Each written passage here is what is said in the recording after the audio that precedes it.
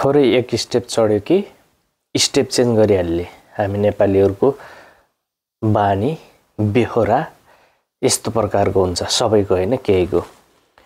नेपाल छँदा अब हल्का स्टेप तलै थियो, कमाइ थिएन, जागिर थिएन, अनि यताउता खोज्यो, आफन्तलाई लाएर खोज्यो, आफ्नै लेभल मिल्ने बिहा गर्यो। बिहा गरे पछाडि दुःख सुख विदेश गयो।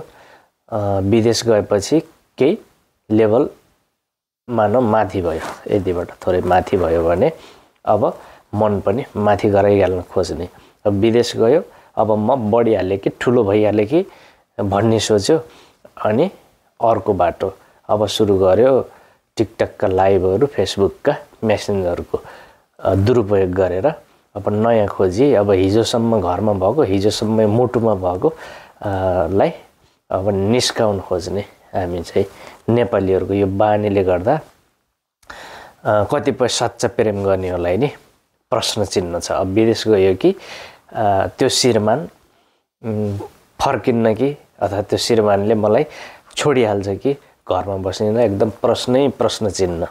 यो धेरैको चाहिँ अहिलेको प्रश्न चिन्ह भनेकै यही छ।